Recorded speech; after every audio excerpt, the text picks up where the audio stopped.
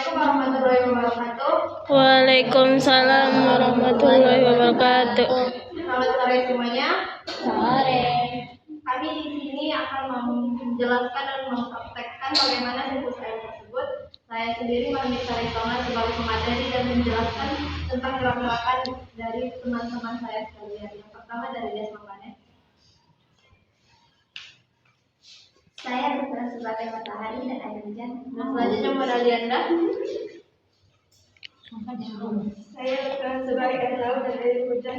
Dan untuk rekan saya selanjutnya Monika Lisira.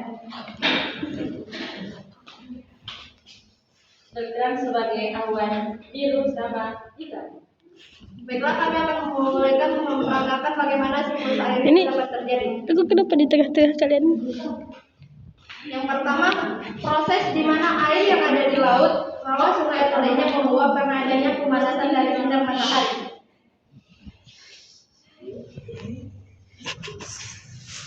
Dalam hal ini air berubah menjadi uap air atau gas sehingga bisa naik ke atas atmosfer. Dan selanjutnya, proses di mana berubahnya uap air dan atmosfer menjadi partikel es yang sangat kecil di suhu yang rendah, sehingga partikel es tersebut mendekat satu sama lain sehingga menggumpal sebagai awan. Yang ketiga, Menggumpal, Bu. kemudian ketika terlalu banyak air yang terkondensi, maka tetesan air dari awan akan menjadi besar dan berat sehingga menahan udara sehingga terjadinya hujan.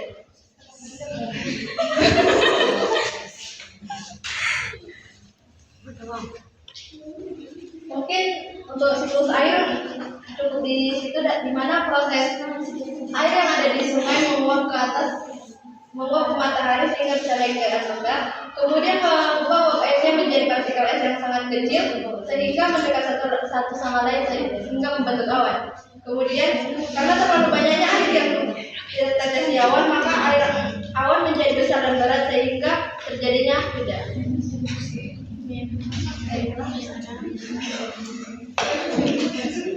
Baiklah. Sekian, assalamualaikum warahmatullahi wabarakatuh. Waalaikumsalam warahmatullahi wabarakatuh. Baiklah, saya akan menjelaskan tentang siklus nitrogen. Nitrogen ini merupakan jumlah nitrogen di udara sekitar 78%, yaitu dalam bentuk nitrogen bebas. Nitrogen ini akan bereaksi jika ada petir dan juga suhu panas. Baiklah, selanjutnya saya akan menjelaskan tentang siklus nitrogen, di mana nitrogen yang ada di udara akan menuju ke tanah. Di dalam tanah ini terdapat bakteri, yaitu bakteri Rhizobium, yaitu bakteri ini akan menyimpan nitrogen tersebut. Selanjutnya, nitrogen ini akan diubah menjadi senyawa asam amino. Selanjutnya, asam amino ini akan diserap ke atas tumbuhan, yaitu tumbuhan kacang polong. Selanjutnya, hewan sapi akan memakan tanaman kacang polong tersebut.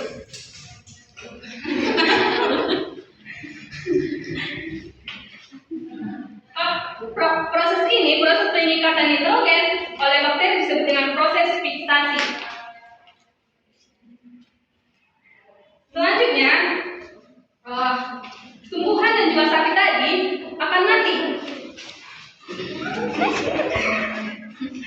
Kemudian akan dimulai oleh bakteri menjadi amonia.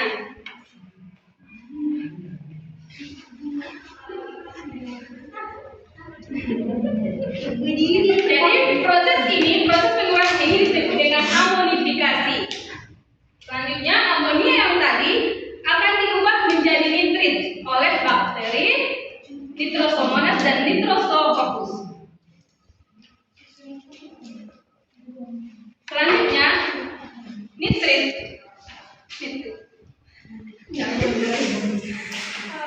tadi akan diubah menjadi nitrat. Yang dibantu oleh bakteri Nitrobacter. Proses ini dinamakan dengan nitratasi. Selanjutnya, proses dari amonia dengan nitrifikasi.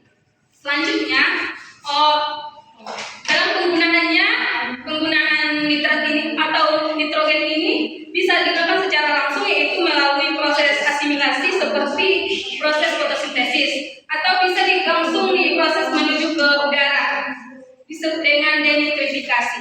Sekian pemaparan kami. Assalamualaikum warahmatullahi wabarakatuh.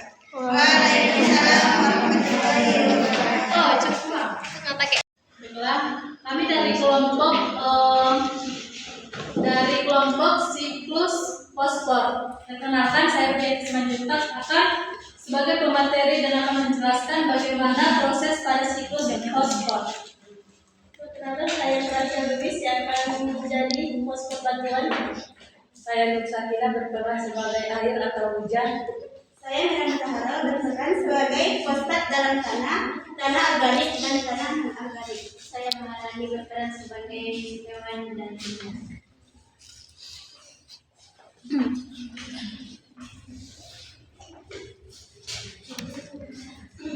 Baiklah, saya akan menjelaskan pengertian fosfor. Fosfor dapat ditemukan di kerak bumi, terutama di batuan sedimen yang mengandung mineral fosfat. Kemudian, batuan-batuan tersebut akan mengandung mineral fosfat. Kemudian, batuan-batuan tersebut akan mengalami pelapukan seiring dengan berjalannya waktu. Ketika pelapukan bertemu dengan hujan, Dia kalau udah yang megang. maka akan Kalau yang menghasilkan megang. batuan dan melepaskan ion fosfat anorganik ke tanah dan juga air. Kemudian, siklus fosfor melewati bagian biotik yang mana senyawa fosfat dalam air dan tanah diserap oleh tanaman. Setelah diserap oleh tanaman, fosfor akan masuk ke dalam rantai makanan, yaitu herbivora akan memperoleh fosfor dari tanaman, sedangkan karnivora melalui herbivora. Ketika makhluk hidup mati, maka sisa-sisa tumbuhannya akan mengalami dekomposisi ataupun dekomposer atau sebagai pengurai. Di mana selanjutnya siklus fosfor memasuki tahapan mineralisasi, di mana fosfat organik ataupun anorganik dalam tanah akan dipecah oleh bakteri menjadi senyawa fosfat anorganik. Proses mineralisasi tersebut dapat menjadikan unsur fosfor dapat digunakan kembali oleh tumbuhan. Selanjutnya, tidak semua fosfor kembali ke tanah dan langsung digunakan kembali, di mana unsur fosfor yang terbawa air ataupun sisa organisme hidup yang tenggelam akan membentuk lapisan sedimen yang mengandung fosfor. Kemudian, fosfor tidak melalui komponen atmosfer seperti siklus biokimia lainnya, contohnya seperti ada siklus karbon, ada siklus belerang dan juga nitrogen. Hal tersebut disebabkan fosfor tidak memiliki fase gas sehingga senyawa fosfor tidak dapat ditemukan di atmosfer.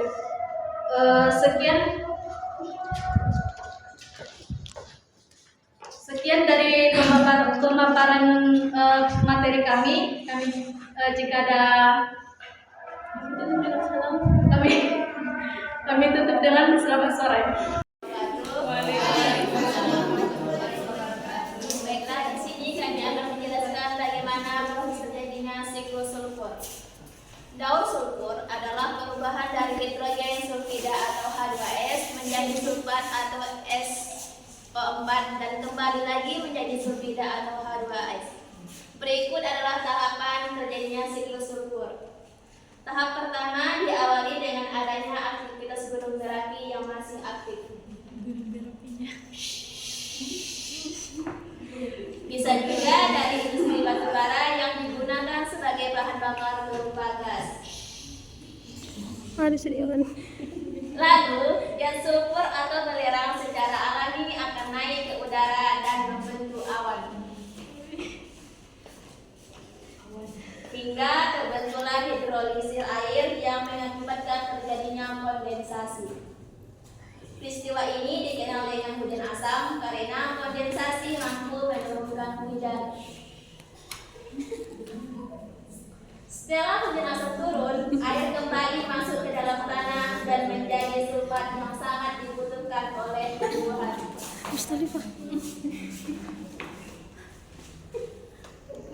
Sulfat yang berupa bentuk anorganik di alam pada tanah akan berpindah ke tumbuhan.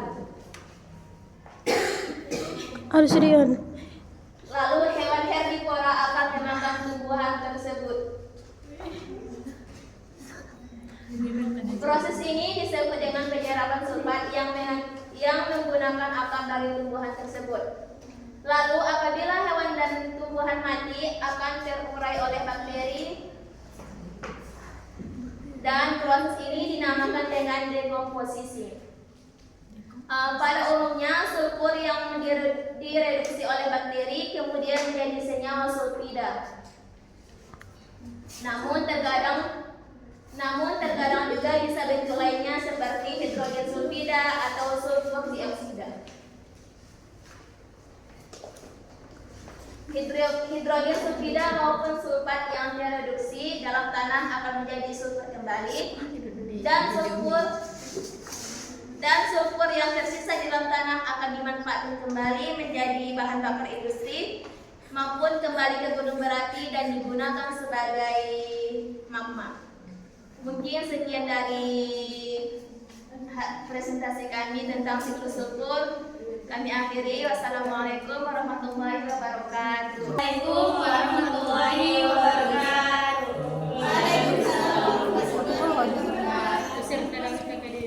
Di sini kami akan menjelaskan tentang tahapan siklus karbon. Saya Nufrisa Fitri sebagai pembakteri, pabrik, dan tumbuhan.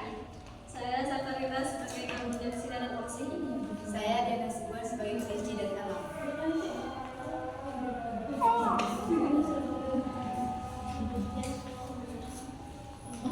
Yang pertama, pabrik akan melepaskan karbon dioksida ke atmosfer dan diserap tumbuhan untuk berfotosintesis. Tumbuhan menghasilkan oksigen pada proses fotosintesis.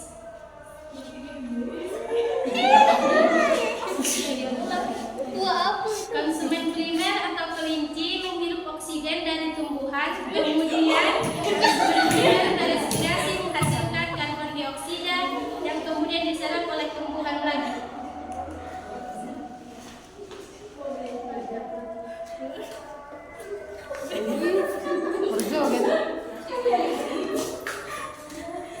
Konsumen primer tinggi atau elang juga mengeluarkan karbon dioksida yang nantinya akan diserap tumbuhan lagi.